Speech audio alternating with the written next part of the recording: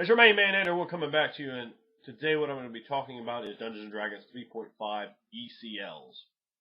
Now, I do not like ECLs, and I'm going to explain why, and I don't think that they're done well.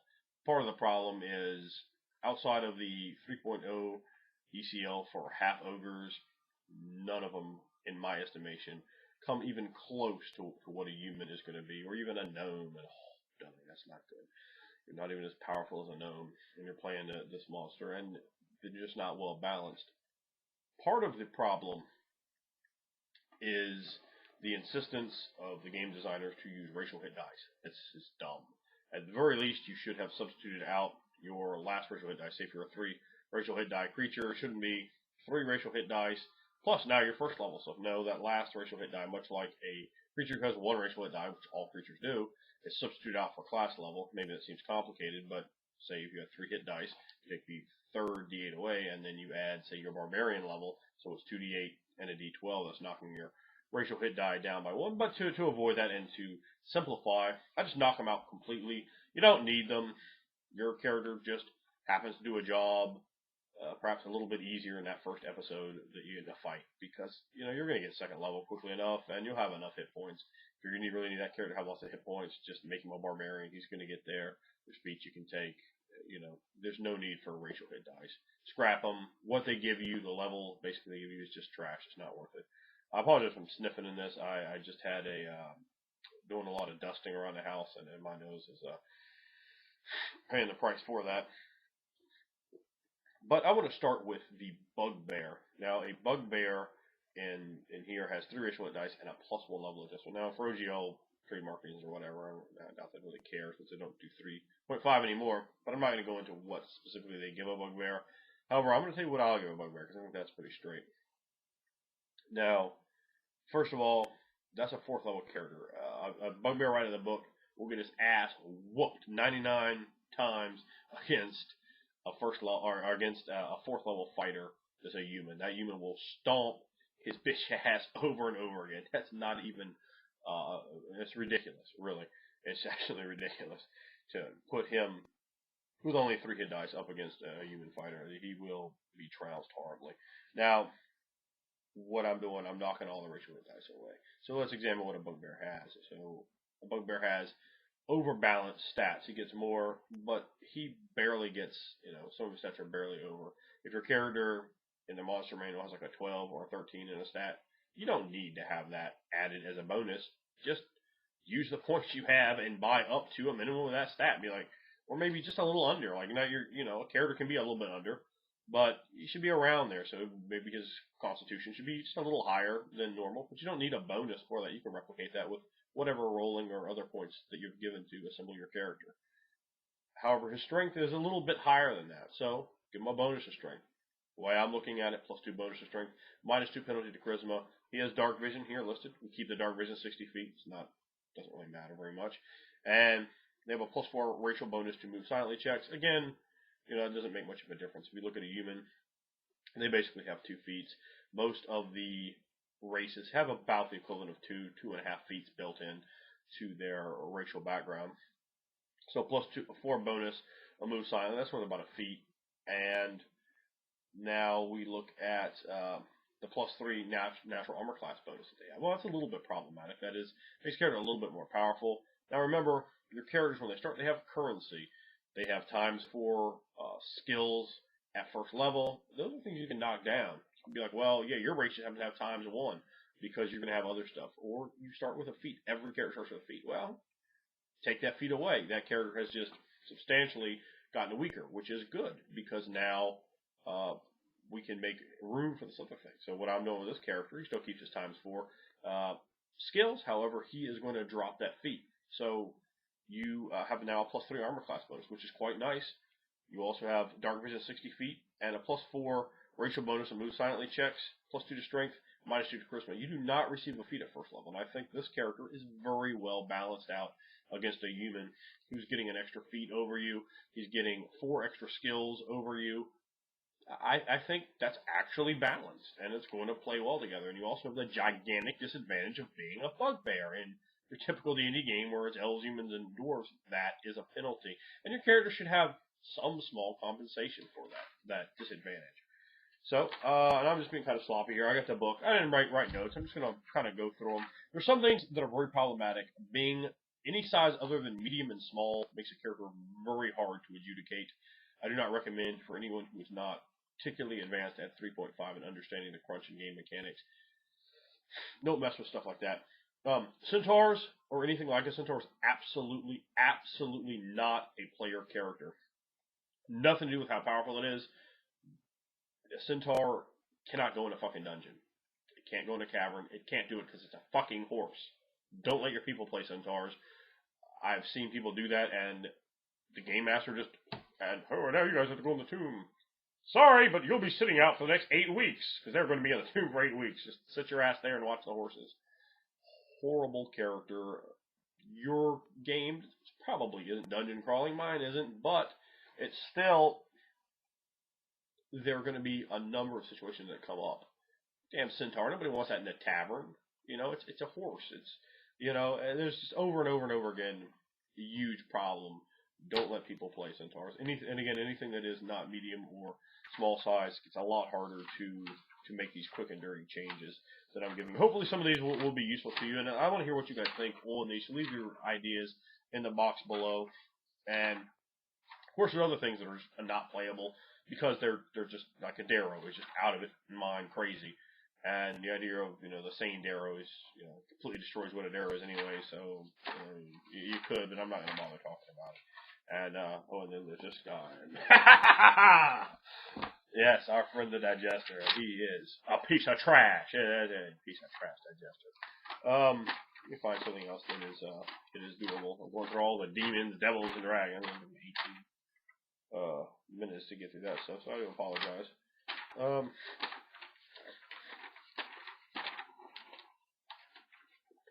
I don't want to miss any of these particular monsters that I think could be interesting. And I think that having your players... Oh, here, by the way, a ghoul. I really want to play a ghoul in a game at some point.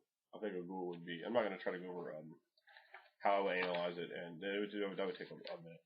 But ghouls are characters that I really... I think there's a lot of meat on those bones. Now, let's get to Githyanki. And now, of course, it's well documented that Githyanki are dicks. And they are. However, they make very easy adjusted to an ECL 0 character. Now, they don't have racial 8 dice. They're medium size, so those are already big pluses in their favor. The problem with them is they have spell resistance. Well, spell resistance is really easy to just take off something. It's really easy to fix. How you fix that? First of all, they don't need to have resistance against magic spells. They're supposed to be resistant to psionics. So you give them resistance to just psionics, and instead of spell resistance, just give them a huge saving throw bonus. Say, the way I handle that, Githyanki get a saving throw bonus equal to their charisma modifier, if positive, to any effect that is psionic, whether it's from an item or from an entity.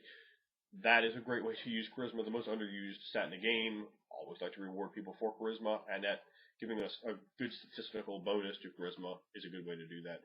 Same thing with Drow, handling Drow. In fact, I should run back and adjudicate Drow real quick. But just give it versus magic to Drow. They don't need actual spell resistance. A hefty bonus is really good, because dwarves are supposed to be resistant to magic too. But they go, well, dwarves don't get magic resistance. Of course they don't. Drow shouldn't either. They're completely fine being a +0 race, and maybe I'll go back and adjudicate Drow in a minute. But for Githyanki get additional powers at higher levels. I would keep the level requirement on those powers. However, I would make each of those powers cost a feat, and I might put another requisite on Plane Shift, because Plane Shift is a pain in the ass ability. And I might make it basically something you're going to have an NPC play, because a PC isn't going to be a Githyanki that's on the inside. He's going to be an outcast. And Githyanki make a great villain for a game, and a Githyanki who's come around, been outcast, been downtrodden, and has to stand up and walk tall, makes a wonderful character, and something I get to play in a fumble-ish game, and I loved it. I really want to play another Githyanki. And if I didn't get my bucket list character off in Clacky's game, my number 2 thing I was going to say, he was right on. He liked my concept. But my number 2 choice was Githyanki. I said, I'm going to play Githyanki. Of course, I was coming up with a deal before Brady had to get Zuri. That would not have been a good party mix. But for Githyanki, Now remember, they usually go, well, they always go for evens. You don't need to go for evens. Give Yankee +1 dex, +1 con, -2 wisdom. They get that bonus to charisma versus psionics. Which gives you all the flavor and fluff of what you wanted to do, but it doesn't cramp you because spell resistance is one of those huge problematic abilities. Now, let me take a quick look here. Dark vision out to 60 feet, never ever problematic. They have some psionics here. We already handled the spell resistance. Now for the psionics, 3 a day. At first level, they get 3 a day days, 3 a day mage hand. It don't matter at all. So throw those in on top of that, and then give them the ability to buy out additional feats as they go up. The plane shift, I may give some sort of fluff tie-in to them basically only being able to do that basically if they're with a Lich Queen. Maybe, there's a reason that she's sanctioning that, or, that power comes about through a certain ritual that character just can't perform, because you don't really want your PCs plane shifting all over the place on you. So, you could kind of take that one out, I think. But the rest of them, I would make each one of them cost a feat, which is quite appropriate, I think.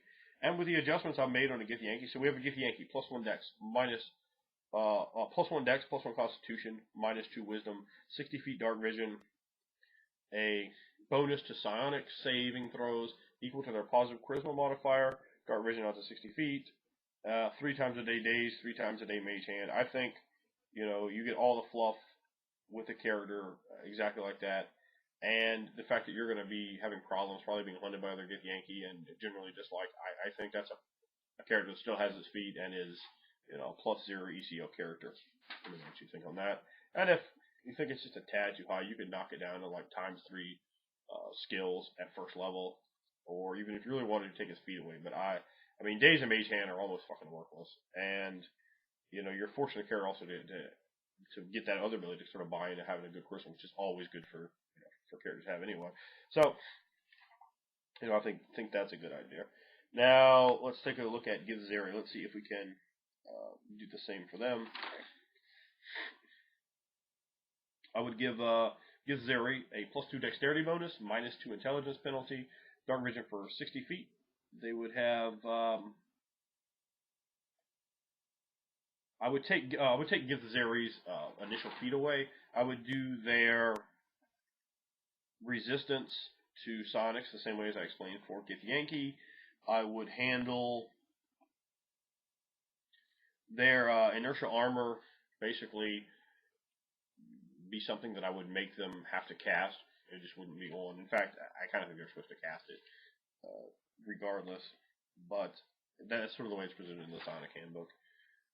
So that's the way I would handle that. And let's see, I think they have a higher level ability here. I'm trying to find this. They get days 3 times a day. Oh wow, they also get Featherfall and Shatter 3 times a day. So yeah, I would let them keep that stuff. Like I said, I would take their feet away at first level, and I might knock them down to ×3 intelligence skill points at first level. And they also can use plane shift at 11th level. You can let them buy in that as a feat that maybe has another feat wreck before it, or come up with a reason they can't have it, as that can be quite a problematic ability for your game. Gnolls are another one. They can make good player characters. Of course, you have to have a pretty good story there. On the Gnolls, they have racial hit dice. Of course, knock those away. For a Gnoll, they have a +1 level adjustment. Anything with a +1 level adjustment is pretty much fixable. Once it gets to like +3, those can start getting kind of problematic. So, Gnolls have, in this model, I would give them the +4 strength. For some reason, they give them a constitution bonus. I really don't agree with that. Gnolls are described as lazy, and lazy creatures aren't going to have a high con. They're just not. So, there's no reason for them to have a con bonus. I think other than the fact they wanted Gnolls to have more hit points, there's no other reason for them to have a higher con. So give them a +4 strength, -2 intelligence, -2 charisma. You're good to go. Dark vision at 90 feet. Gnolls have a +1 natural armor class bonus. That's the equivalent of a very weak feat. So that should be fine. And the fact that gnolls are really, really hated is a jack to a gnoll, I guess. I would probably give a gnoll like a plus, additionally to what they have here, a +2 bonus to survival. So we're looking at a character +4 strength, -2 intelligence, -2 charisma, 60 feet dark vision, a +2 bonus to survival, and a +1 bonus to natural armor class. And they're gnolls. They're going to have all kinds of additional problems. And you should give them a little bit of an extra bonus for that. I think a +2 to survival is a good position to put that gnoll in. Gnolls are, I think, something that could definitely be an interesting player character. Goblins. Now, goblins are on the other side of this. They are creatures that are too weak. A goblin is nowhere near as powerful as anything in the player's handbook, and they should be. For a player character, there's no reason for them not to be. Gnolls have a bonus to con. They're lazy. Doesn't make any sense. Goblins are not lazy. A +2 bonus to con thrown on top of a goblin can make them make sense. So we're bringing goblins up to -2 strength, +2 dexterity, +2 constitution, -2 charisma. Now the stats are balanced. Balanced stats are very important. And of course, that's another thing. You can have characters with lower end stats overall if they're too powerful. That's another curse. You can use a lower stat system overall, like Warforged have, as Warforged are very overpowered. Yeah, I think even with the drawbacks they have, but it's still something. Goblins also get a dark vision of 60 feet, +4 racial bonus to move silently and ride check. So I think goblins, if you just balance their stats out, go a +2 bonus to Constitution, or if you don't like that idea, just drop the penalty of strength to -1 and charisma to -1, and there you go. But goblins, there's no reason that they should be down stats. I don't see any reason that makes any sense for a player character.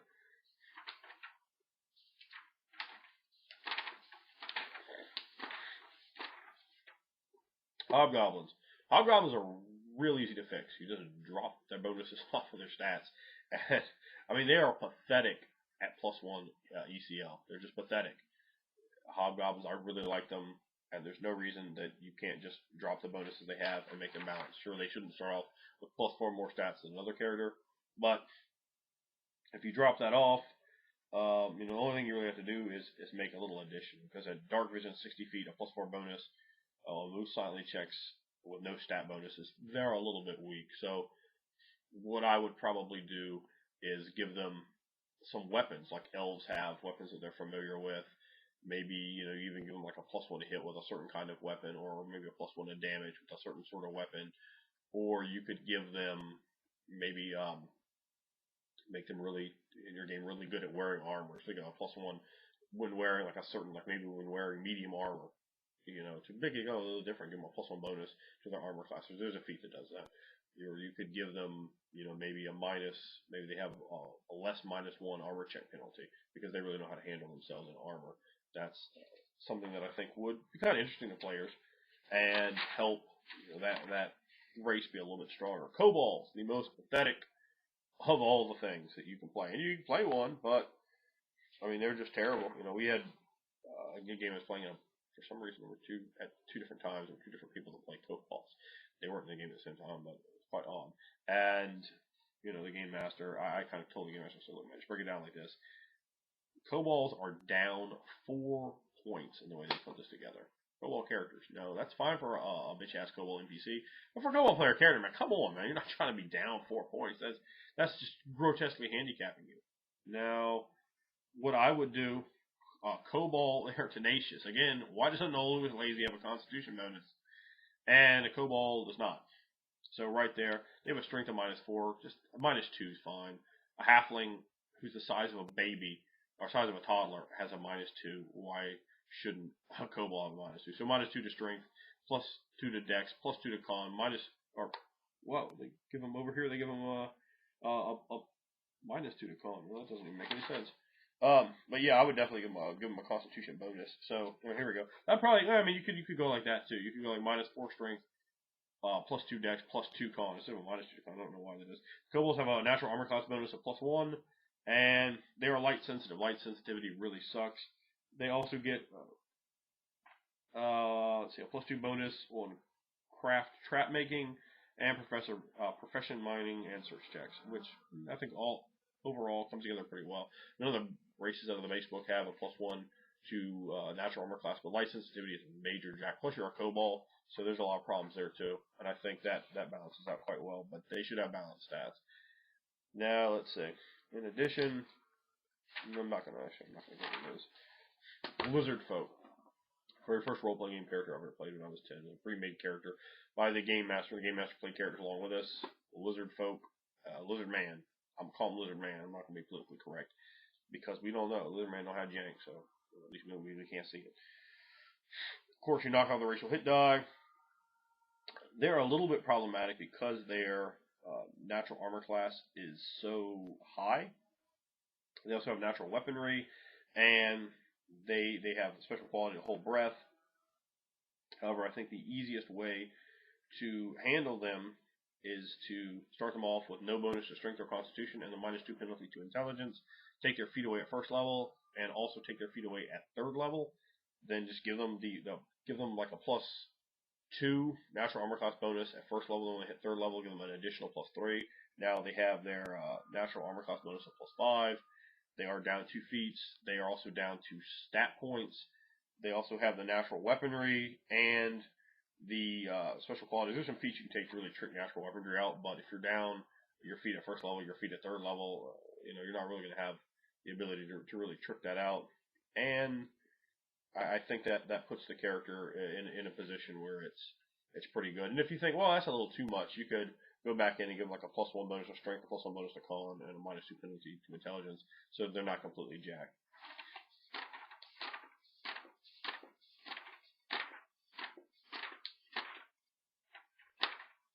I'm going to stay away from anything like an ogre, half ogre, minotaur, anything that is large size, because they are very hard to adjudicate an appropriate ECL towards. Other races like orcs, I think, they're a little on the weak side, so that you kind of got to throw them something, even though they are like a +0 level adjustment. They kind of need their stats balanced out, and maybe something slightly additional added to them. And I think things like particularly with the plain text, I think particularly tieflings. I do not call them tieflings. I call them tieflings. Because tieflings sounds bad enough, and I do not see why the spawn of pit fiends would be called tieflings. It sounds like something Snarf would create for a character race name. But it's the same thing with a tiefling. Just balance the stats out so they don't have that additional bonus. The fact they're a tiefling already jacks them, and darkness is in fact not the jam. So they're not going over. ASMR are much more hard to balance. They're way more powerful. They have a third level spell, and they have an overall balance out of 2 additional points. And if overall, if you think that's still too much for the tiefling, you can take their feet away at first level, balance their stats out, and they're definitely good to go with a +0 ECL. Like I said, ASMR are a good bit harder. But these are basically, I'm just giving you some of the monsters here in terms of ways to sort of think about them. And I think anything that's a +2 ECL or lower, particularly if it doesn't have racial hit dice, or if it only has like maybe 3 racial hit dice, those can all be knocked down to a +0 ECL race to be played. I'm not going to bother to traumatize because they're just so abhorrent and filthy and stench-ridden that you wouldn't want one of those in the party. It would just be, it would drive people absolutely nuts. But I'm getting on in the time here, so hopefully you guys stuck around and appreciate that. But let me know your thoughts. What do you think about the idea I have here of dropping these ECLs down to +0 so that you have a larger pool of playable characters? Now, I'm not suggesting monster campaigns because I think they're trash, but I am suggesting for having that oddball PC, why penalize them with the lack of all these additional abilities? The way they try to handle the savage species is just utterly horrible idea. And trying to put it together, I think, in any other way than what I'm concocting. I've spent quite a bit of time thinking about that, trying to balance them out. I've seen people in games I've played in or in games I've run that had the ECL and we did it right out of the book, and it doesn't work well. Like while everyone else is getting those cool times to get to level up, they're like sitting there like, I don't get to level up. That's so jacked at me, even though I got as much experience points as everybody else. Even though I got that most experience points because I work my ass off. But I think that having these ideas done put together, I think work very well. So let me know what you guys think, and if you stuck around to the very end, boom!